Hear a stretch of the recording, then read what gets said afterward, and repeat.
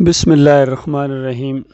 آج ایک بہت ہی زبردست قسم کا ویڈیو کسی نے شیئر کیا ہے اور مجھے اس کے اوپر تبصرہ کرنے کے لیے کہا ہے، اور اس میں خاص کر یہ آج کل پاکستان میں گزشتہ 75 سال سے جن خاندانوں کا پاکستان کے اوپر ہولڈ ہے اور جمہوریت کے نام سے یہ کھیل کھیلا جا رہا ہے، اور آج پاکستان کو کہاں سے کہاں انہوں نے پہنچا دیا، پوری دنیا میں جگ ہسائی ہو رہی ہے، لیکن ان کی بات بنی ہوئی ہے۔ تو پہلے آپ یہ ویڈیو دیکھیں اور اس کو ساتھ ساتھ انشاءاللہ میں تبصرہ بھی کروں گا، اور آخر میں انشاءاللہ اس کے اوپر پوری طرح اپنی رائے دوں گا۔ پہلے یہ آپ ویڈیو سنیں۔ اور جعفر شاہ کو 7,165 ایکڑ اراضی سے نوازا گیا۔ جلال پور پیروالا کے سید غلام عباس اور سید محمد غوث کو 34,144 ایکڑ اراضی دی گئی۔ گیلانی سید آف ملتان، جس میں سید حامد شاہ اور فتح شاہ کے نام شامل ہیں، انہیں 11,467 ایکڑ اراضی سے نوازا گیا۔ دولتانہ خاندان کے اللہ یار خان آف لڈھن کو 21,680 ایکڑ اراضی برطانوی سرکار کی طرف سے دی گئی۔ ڈیرہ غازی خان کے میاں شاہ نواز خان آف حاجی پور کو 2,726 ایکڑ، اور مظفر گڑھ کے ڈیرہ دین پناہ خاندان کے ملک اللہ بخش، قادر بخش، احمد یار اور نور محمد کو 2,641 ایکڑ اراضی سے نوازا گیا، اور ستپور کے مخدوم شیخ محمد حسن کو 23,500 ایکڑ جاگیر دی گئی۔ آج انہی مدرجہ بالا خانوادوں کے جانشین اور ان کی اولادیں پاکستان کی صوبائی اور قومی اسمبلی کی نشستوں پر براجمان ہیں اور جمہوریت کے خود ساختہ چیمپئن بھی بنے ہوئے ہیں۔ برطانوی استعمار نے جاگیریں دینے کے ساتھ ساتھ درباروں کے گدی نشین خاندانوں کو ذیلدار کے عہدوں پر بھی تعینات کیا۔ ہندوستان پر برطانوی تسلط کے 180 سال بعد 1937 میں جب محدود جمہوری انتخابات کرائے گئے تو یونینسٹ پارٹی میں شامل یہی جاگیردار، گدی نشین اور پیروں کو ہی منتخب کرایا گیا۔ 1946 کے انتخابات میں بھی یہی خاندان برسر اقتدار آئے۔ جنوبی خاندان کے گیلانی، قریشی، ڈیرہ غازی خان کے علاوہ وسطی پنجاب سے Pir Naseer Uddin Shah of Kamalia, Shah Jiwna of Jhang, Makhdoom Syed Ali Raza Shah of Sandhilian والی، مختوم ناصر حسین شاہ، پیر محی الدین لال بادشاہ آف مکھڑ شریف اٹک نمایاں تھے، اور یہی خاندان یونینسٹ پارٹی کو چھوڑ کر آل انڈیا مسلم لیگ میں شامل ہوئے اور اپنے مفادات کو پاکستان کی حمایت سے جوڑ دیا۔ قیام پاکستان کے بعد ان گدی نشین پیروں نے، چاہے اس ملک میں جمہوری حکومت قائم ہوئی ہو یا مارشل لا لگایا ہو، ان گدے نشین پیروں نے پاکستان کی سیاست میں مستقل طور پر اپنا وجود قائم کر لیا۔ ایوب خان کے جمہوریت کے تصور سے لے کر ضیاء الحق کی مجلس شورا میں اسلامائزیشن تک، اور اس کے بعد جنرل پرویز مشرف کے روشن خیال تصورات کی حمایت میں یہ گدی نشین پیش رہے۔ قومی اور صوبائی سیاست میں شامل ان بااثر گدی نشین اور پیروں کے حلقہ جات کا اگر جائزہ لیا جائے تو یہاں شرح خواندگی تشویشناک حد تک کم ہے۔ درباروں کے یہ مذہبی نمائندے اپنے مریدوں سے نذرانے، منتیں اور مرادیں لیتے ہیں۔ یہ یہاں میں نے تھوڑا سا ویڈیو روکا ہے، یہ دیکھیے، یہ محمود قریشی صاحب ہیں جی، جن کو 5 لاکھ کا وہ دتھا، ایک دتھی زرداری صاحب دے رہے ہیں، جس کا بعد میں انہوں نے ذکر بھی کسی موقع پر کیا تھا، اور خواجہ آصف نے اسمبلی کے اندر اس کا ذکر کیا تھا کہ حضرت صاحب آپ بھی جو ہے نا اندر سے کرپٹ ہیں، اور اس کا ان چیزوں کا بھی حساب ہوگا، جو گدی کے اوپر بیٹھے ہوئے آپ خدائی کرتے ہیں اور لوگ آپ کو نذرانے دیتے ہیں، اس کا کیا بنے گا؟ اس کا بھی تو اکاؤنٹیبلٹی ہونی چاہیے، اس کا آڈٹ کون کرے گا؟ تو آپ دیکھیں یہ سارے مذہبی روپ میں آتے ہیں، جن گدی نشینوں کا ذکر کیا گیا ہے اور صوفیوں کا ذکر کیا گیا ہے، اور خود عمران خان صاحب دیکھیے یہ بھی کہتے ہیں کہ 25 سال پہلے مجھے ایک صوفی ملا تھا جس نے میری رہنمائی فرمائی، اور پھر اسی وجہ سے یہ دائیں بائیں بھی ان کے محمود قریشی صاحب، اور پھر ان کی جو ابھی شادی ہوئی ہے جس پیرنی صاحب اور جو اس طرح کرتے ہیں، یہ سارے اسی طرح مذہبی انداز سے آتے ہیں۔ پھر قبریں آستانے سجائے جاتے ہیں، عرس اور میلے ہوتے ہیں، اور وہاں پھولوں کی چادریں بچھائی جاتی ہیں، وہاں سجدے ہوتے ہیں، اور اس کے بعد کہتے ہیں نہیں یہ تو وہ محبت کا سجدہ تھا جو میں نے کیا تھا، اور پھر وہاں جنتی دروازے لگائے جاتے ہیں۔ تو اصل میں یہ سارا فراڈ ہے، سارا بہت بڑا فراڈ ہے، اور دین اسلام اس کو بالکل اجازت نہیں دیتا، بلکہ دین اسلام کی ضد ہے یہ۔ یہاں جو بر صغیر کے اندر اور پوری دنیا میں آج جو دین پھیلا ہوا ہے یہ انہی مولویوں اور پیروں کا پھیلا ہوا ہے، اور اس کا اگر صحیح معنوں میں کسی نے رد کیا ہے اور اس کا پوسٹ مارٹم کیا ہے اور اس کی جڑ کے اوپر تیشہ چلایا ہے، تو وہ آج کے دور کے، یعنی اگر کوئی کیا نام ہے عالم دین نے ان کی خبر لی ہو تو وہ ہیں یہ ڈاکٹر مسعود الدین عثمانی رحمۃ اللہ علیہ۔ یہ ان کی کتاب دیکھیے، یہ ایمان خالص اور گھر کے چراغ اس لیے نام رکھا گیا کہ بالکل اس گھر کو آگ لگ گئی گھر کے چراغ سے۔ یہ اپنوں نے مارا ہے ہمیں، جن کو ہم اپنا سمجھتے تھے کہ یہ بڑے ولی اللہ ہیں، یہ بڑے دیندار ہیں جنہوں نے دین کا راستہ دکھایا ہے، تو پتہ چلا کہ انہوں نے دین کا راستہ نہیں دکھایا تھا، یہ ٹھگ تھے، ٹھگ۔ انہوں نے ایمان کا راستہ روکا ہوا ہے۔ آج امت مسلمہ کو جو ذلت اور خواری ہر جگہ مل رہی ہے، یہ اسی مشرکانہ دین کی وجہ سے ہے، اسی کافرانہ عقائد کی وجہ سے ہے، اور ہر مسلک جو ہے پوری طرح انہی کا دفاع کر رہا ہے اور پوری طرح اس کے اندر غائل ہے، وہ بریلوی ہوں، دیوبندی ہوں، اہل حدیث ہوں، سلفی ہوں، آج کے جتنے سب کا یہ عقیدہ۔ اور اس کتاب کے اندر ڈاکٹر صاحب نے ان کا جو پوسٹ مارٹم کیا ہے نا، وہ اپنی مثال آپ ہے۔ یعنی ابھی ذرا یہ ویڈیو دوبارہ دیکھیں آگے، پھر اس کے بعد میں اس کتاب کے اندر بھی تھوڑا سا جو ان کا پوسٹ مارٹم کیا گیا اس کی بھی ایک جھلک آپ کو دکھاؤں گا، سنیے مزید۔ اور محکمہ اوقاف پر ان کا ہمیشہ مکمل کنٹرول رہا ہے۔ گزشتہ دنوں پنجاب اسمبلی میں وزیر اوقاف نے رپورٹ جمع کرائی کہ محکمے کے زیر انتظام مزارات کی تعداد 544 ہے اور ان مزارات سے سالانہ آمدن 1.5 ارب سے زائد کی ہوتی ہے۔ یعنی ناظرین کرام، یہ وہ آمدنی ہے جو ظاہر کی گئی ہے، اصل آمدنی تو اس سے کہیں زیادہ ہے۔ 2 سال پہلے ایک پیر نے اپنے 2 بیٹوں کی شادی کی تھی اور اس میں صرف آتش بازی پر کئی کروڑ خرچ کیے گئے تھے۔ شاید وہ شادی آپ لوگوں کو ابھی تک یاد ہو۔ یعنی آپ لوگ اندازہ لگائیے کہ ان مریدوں اور زائرین سے کس حد تک نذرانے اکٹھے ہوتے ہوں گے اور پھر انہیں کس طرح بے دردی سے اڑایا جاتا ہے۔ اس کے علاوہ ان مزارات سے منسلک زرعی جاگیروں پر بھی ملی بھگت کے ساتھ یہ پیر مقامی سرکاری مشینری کے ساتھ مل کر قابض ہیں، اور ان جاگیروں کا رقبہ سینکڑوں ایکڑز ہے۔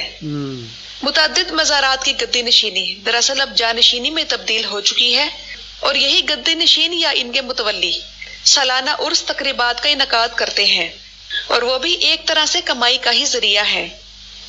انگریزوں کے عہد میں ہم پر مسلط کیے گئے یہ گدی نشین اور ان کی اجارہ داری اور سیاسی طاقت آج بھی قائم ہے، اور چاروں صوفیاء کے سلسلے کے بڑے بڑے اولیاء اللہ کے درباروں اور مزارات کی گدی نشینی انہی کے قبضے۔ یہاں میں بات کہوں گا، جس طرح یہ کہا جا رہا ہے کہ یہ جو گدی نشین ہیں اور ان اولیاء اللہ کے مزارات، اصل میں یہ سب سے بڑی پرابلم ہے۔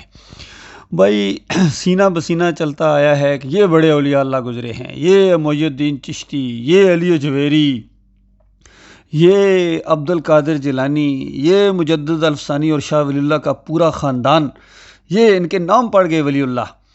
حالانکہ ان کی کتابیں اگر آپ اٹھا کر دیکھیں تو کفر و شرک سے بھری ہوئی ہیں، یقین کریں، ایک سے ایک عجیب مشرکانہ واقعہ اور ایسے عقیدے، حتیٰ کہ ڈاکٹر اسرار بھی ایک دفعہ کہنے پر مجبور ہو گئے کہ ان کے جتنے یہ نظریات ہیں صوفیوں کے، یہ مجھے کہیں قرآن اور حدیث سے نہیں ملے ہیں، لیکن شاہ ولی اللہ صاحب کا فرمایا ہوا میرے نزدیک، کہتے ہیں میرے نزدیک خود حجت ہے۔ تو اصل میں یہ مار پڑی ہے کہ بڑے بڑے علماء جو یعنی جنہوں نے قرآن کی بھی دعوت اٹھانے کا دعویٰ کیا، لیکن جب یہ صوفی راستے میں حائل ہوئے ہیں تو ان سب کی ٹانگیں کانپنا شروع ہو گئیں۔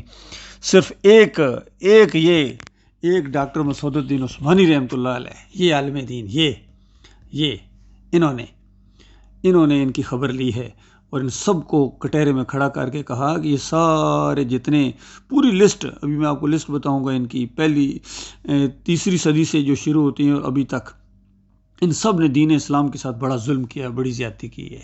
آگے سنیے۔ شاہ محمود قریشی کا خاندان بہاؤدین ذکریہ کا سجادہ نشین شروع سے نہیں تھا۔ یہ مزار کوئی 150 سال سے بے آباد پڑا تھا اور پھر اس کی سجادہ نشینی شاہ محمود اول جو کہ موجودہ شاہ محمود قریشی کا لکڑ دادا تھا، اس کو غداری اور انگریزوں سے وفاداری کے طور پر عطا کی گئی، اور انگریزوں سے مراعات اور خطابات حاصل کرنے کے معاملے میں خیبر پختونخوا بھی پیچھے نہیں رہا۔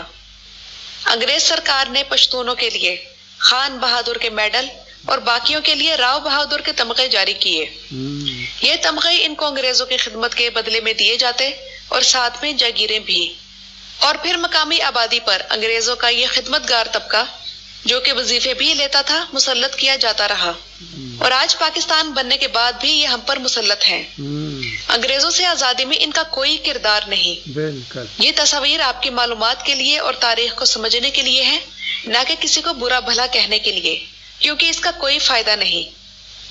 اصل بات تو یہ ہے کہ پنجاب، سندھ اور کچھ پختونخوا کے سجادہ نشین صوفیہ نہیں ہیں، یہ تو پہلے سے موجود مزارات کے قابضین ہیں جنہیں انگریز نے اپنے نمائندے کے طور پر نامزد کیا تاکہ عام لوگوں کو دین کے نام پر گمراہ کیا جا سکے۔ آج یہ سجادہ نشین بالکل سادہ لو عوام کو دونوں ہاتھوں سے لوٹ رہے ہیں۔ ان کا دین اسلام کی تبلیغ سے بالکل واسطہ نہیں، یہ اللہ اور رسول پاک کے دین کے دشمن ہیں اور من گھڑت واقعات گھڑ کر لوگوں کو گمراہ کر رہے ہیں۔ ان کے بارے میں ایک شاعر نے بالکل صحیح کہا ہے، وہ تب کے خان خوانین یہ حال کے سجادہ نشین، تھی ملکہ ان کی اماں اہل فرنگ ان کا دین۔ ویڈیو کے بارے میں رائے ضرور دیجیے۔ ویڈیو کے بارے میں رائے بھی پوچھی گئی ہے، تو یہ پوری طرح میری رائے حاضر خدمت ہے، اور میں نے ان کا پورا جو ہے نا آپ کے سامنے رکھ دیا ہے کہ یہ بالکل دین اسلام کی جڑوں کو انہوں نے کھوکھلا کر دیا۔ آج جو مسلمانوں کو مار پڑ رہی ہے، پوری دنیا کے اندر جو مسلمانوں کو مار پڑ رہی ہے، وہ انہی کی وجہ سے ہے۔ یقین کیجئے ان کے عقائد خراب ہیں، کوئی مسلک ایسا نہیں ہے، بریلوی ہوں، دیوبندی ہوں، اہل حدیث ہوں، حتیٰ کہ یہ سلفی سارے کے سارے کہیں نہ کہیں جا کے ان اوپر صوفیوں کو رحمت اللہ علیہ کہتے ہیں کہ یہ رحمت اللہ علیہ ہیں جی، عبد القادر جیلانی، محی الدین چشتی، علی اجویری، مجدد الفسانی۔ بتاؤ بھائی، جن کا شرک ثابت ہے وہ اب رحمت اللہ علیہ کیسے رہے ہیں؟ اب یہ رحمت اللہ علیہ نہیں رہے ہیں۔ یہ کتاب کا تعارف آپ کے سامنے میں کروا رہا ہوں، یہ دیکھیے کس طریقے سے یہ کتاب ہے، اس کا فہرست ہے، اور اس کے اندر سارے ہیڈنگ موجود ہیں، ایک سے ایک بڑھ کر یہ جو ان کے کارنامے ہیں، چاہے یہ عبد القادر جیلانی ہوں، یہ وحدت الوجود ہو، اور یہ ابن عربی ہوں، یہ سارے اتحاد ثلاثہ، بایزید بستامی، جنید ابراہیم ادم، یہ سارے کے سارے، اور یہ یوسف بنوروی، یہ سارے اپنے مضمون کے اندر لکھتے ہیں۔ اصل میں یہ مضمون لکھا تھا ان یوسف بنورویز نے، جو دیوبندیوں کے بہت بڑے عالم گزرے ہیں، تو انہوں نے اپنے والد کے ایسے ایسے کارنامے بیان کیے کہ عقل حیران ہے۔ تو کسی نے یہ خط لکھ دیا ڈاکٹر مسعود الدین عثمانی رحمۃ اللہ علیہ کو، یہ خط لکھا، جس خط کے جواب میں یہ کتاب گویا ڈاکٹر صاحب نے لکھی تھی، یہ دیکھیں۔ اور ڈاکٹر صاحب لکھتے ہیں، گزشتہ 18 سال سے یہ تمنا تھی کہ اللہ تعالیٰ وہ دن بھی لے آئے جب دنیا والوں کے سامنے میں توحیدی اور اتحادی دین کا فرق واضح کر دوں۔ اس اکیلے مالک کی 100,000 مہربانیاں کہ اس نے اس کا موقع عنایت فرمایا۔ اب ایسی زبان کہاں سے لاؤں جو شکر و سپاس کا حق ادا کر دے۔ ڈاکٹر مسعود الدین عثمانی رحمۃ اللہ علیہ۔ تو یہ کسی نے خط لکھا، ڈاکٹر صاحب یہ کیا ہو رہا ہے، اور میں آپ کو کہتے ہیں میں آپ کو اللہ کا واسطہ دیتا ہوں کہ اس معاملے میں حق کے سوا کچھ نہ لکھیے گا۔ یہ ایک خط ہے اور یہ اس کا جواب، یہ پورا وہ خط ہے۔ اس کے جواب میں گویا بصائر و عبر کے نام سے، یہ دیکھیے بصائر و عبر کے نام سے یہ خط ہے، اور اس کا یہ جو جواب ہے گویا یہ پوری کتاب ہے ڈاکٹر عثمانی رحمۃ اللہ علیہ کی، اور اس کے اندر ڈاکٹر صاحب نے ان کا وہ پوسٹ مارٹم کیا ہے جس طرح ایک ڈاکٹر صحیح معنوں میں اصلی مریض کا جو کرتا ہے، اور جب تک یہ چیز سامنے نہیں آئے گی لوگوں کے سامنے، اور اس کا پوری طرح ان کے عقائد کا تیا پانچا جب تک نہیں کیا جائے گا، کوئی خیر اس امت کے اندر نہیں آ سکتی، یقین کیجیے۔ یہ دیکھیے ایک ایک واقعہ، ان کی کتابوں کے فوٹو دیے ہیں ڈاکٹر صاحب نے، ان کی کتابوں کے فوٹوؤں کے ساتھ، کوئی کسی پر تاکہ وہ نہ کہے کہ ہمارا الزام لگا دیا ہے، یہ سارے عقائد جو ہیں ان کی کتابوں میں موجود ہیں، ان کی کتابوں کے اندر یہ ساری چیزیں موجود ہیں، انہی کی کتابوں کے یہ فوٹو ہیں، اور ان کو ایک ایک کر کے ڈاکٹر صاحب رحمۃ اللہ علیہ نے جو ہے دنیا والوں کے سامنے پیش کیا. دیکھو یہ وہ لوگ ہیں. اور یہ ایک صفحہ بڑا مشہور ہوا تھا اس کتاب کا، جس کے اندر ڈاکٹر صاحب نے یہ پورا ان کا یہ دیا کہ پہلی صدی ہجری ایسی ذاتوں سے خالی گزری ہے. یعنی پہلی صدی ہجری میں ایسے لوگ نہیں تھے. پھر دوسری صدی ہجری میں ان کا آہستہ آہستہ شروع ہو گیا تھا. یہ ابراہیم ادم ہیں، پھر یہ رابعہ بصری ہیں، پھر تیسری صدی میں یہ معروف کرخی اور ذوالنون مصری، اور پھر سری سکتی بغدادی، با یزید بسطامی، اور یہ ابو عبید اللہ ترمذی، جنید بغدادی. پھر چوتھی صدی ہجری میں ابو شبلی، اس طرح کے نام آتے ہیں. پانچویں صدی ہجری میں علی اجویری، جس کو داتا صاحب کہتے ہیں باٹی والے، اور لاہوری یعنی حضرت، اور ابو اسماعیل ہروی، اس طرح کے نام ہیں ان کے. پھر یہ دیکھیے، پھر یہ چھٹی صدی ہجری میں امام غزالی، یہ علامہ اقبال کے جو بڑے روحانی استاد ہیں اس طریقے سے. پھر عبد القادر جیلانی، جس کو 11ویں بکاتے ہیں، ان کا بھی. پھر احمد رفاعی، یہ چھٹی صدی کے یہ بڑے ظالم صوفی گزرے ہیں. پھر 7ویں صدی ہجری خواجہ محی الدین چشتی اجمیری اور خواجہ بختیار کاکی، اور اس کے بعد ابن عربی اور خواجہ فرید الدین گنج شکر. یہ وہ ہیں جس گدی کے اوپر جا کے عمران خان صاحب نے سجدہ کیا تھا، اور وہاں جا کے ماتھا ٹیکا اور کہتے ہیں نہیں یہ محبت کا سجدہ تھا، یہی شرک ہوتا ہے. جلال الدین رومی جو مثنوی روم لکھنے والے، بہت ہی زیادہ فحاشی مثنوی کے اندر اللہ کی پناہ. پھر 8ویں صدی جن میں خواجہ نظام الدین اولیاء، پھر امیر حسن سنجری دہلوی، اور یہ کچھ نام ہے ان کا. 9ویں صدی ہجری میں شاہ مدار اور شاہ مینا لکھنوی، اور پھر یہ 10ویں صدی ہجری میں باقی باللہ خواجہ، اور 11ویں صدی ہجری میں عبدالحق محدث دہلوی، اور یہ مجدد الفسانی جس کے قصیدے پڑھتے رہے پوری زندگی ڈاکٹر اسرار، ان کی شرک اور کفر کا دفاع ہی کرتے رہے. پھر 12ویں صدی ہجری میں شاہ عبد الرحیم، یہ ولی اللہ خاندان، اور شاہ ابو رضا، یہ پورا خاندان شاہ ولی اللہ، یہ پوری خاندان کے ایک سے ایک خدائی کے دعوے موجود ہیں ان کی کتابوں کے اندر. انفاس العارفین اٹھائیں، حجت اللہ البالغہ اٹھائیں، سب کے اندر کفر و شرک. پھر یہ 13ویں صدی ہجری میں شاہ عبدالعزیز، شاہ اسماعیل شہید جسے کہتے ہیں، سید احمد شہید، ان سب کی کتابیں اٹھائیں. حتیٰ کہ اس شاہ اسماعیل کی کتاب جو تقویۃ الایمان ہے اس کے اندر بھی اس نے شرک لکھ دیا. کہتے ہیں کہ اس طرح دعا مت مانگو کہ اے عبد القادر جیلانی تو اللہ کی وجہ سے دے، بلکہ اس طرح دعا مانگا کرو کہ اے اللہ تو عبد القادر جیلانی کی وجہ سے دے. تو ایک شرک کا رد کر کے دوسرے شرک کو جواز فراہم کر دیا، کیونکہ دماغوں میں شرک ہے. پھر 14ویں صدی کے اندر پورا خاندان، اور اس کے جاگے خدام ہیں. ڈاکٹر صاحب کے الفاظ بڑے چنے ان کے خدام خادم ہیں، کیونکہ سارے کہتے ہیں، بریلوی کہتے ہیں ہمارے بڑے ہیں، دیوبندی کہتے ہیں ہمارے بڑے ہیں، اہل حدیث کہتے ہیں نہیں یہ ہمارے بڑے ہیں. یہ سارے خادم ہیں اس کے، دیوبندی، بریلوی، اہل حدیث. یہ سارے حضرات جن کا اوپر ذکر کیا گیا ہے دین اتحاد کے لمبردار تھے، اور آج جو دنیا میں اسلام کے نام سے اس دنیا میں پایا جاتا ہے وہ انہی حضرات کا ایجاد کردہ ہے.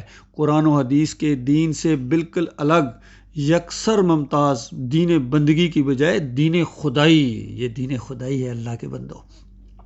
جس طرح یہ محمود قریشی کو آپ نے دیکھا، یہ خدائی کرتے ہیں گدی نشین جب تک ان کا تیا پانچا نہ. ڈاکٹر صاحب لکھتے ہیں ہو سکتا ہے اس اظہار حقیقت پر کسی کو بلا وجہ غصہ آ جائے. غصہ تو آئے گا، اس کتاب کے اوپر بھی لوگوں کو غصہ آیا تھا، اور یہ میرا ویڈیو جب پوری دنیا میں پھیلے گا یوٹیوب کے اوپر تو غصہ تو آئے گا. اس کی خدمت میں عرض ہے کہ غم و غصہ جذباتی کیفیات ہیں، ان کی وجہ سے حقیقت کا انکار کر کے زہر پر تریاق کا لیبل لگا دینا کسی صاحب عقل کو زیب نہیں دیتا ہے.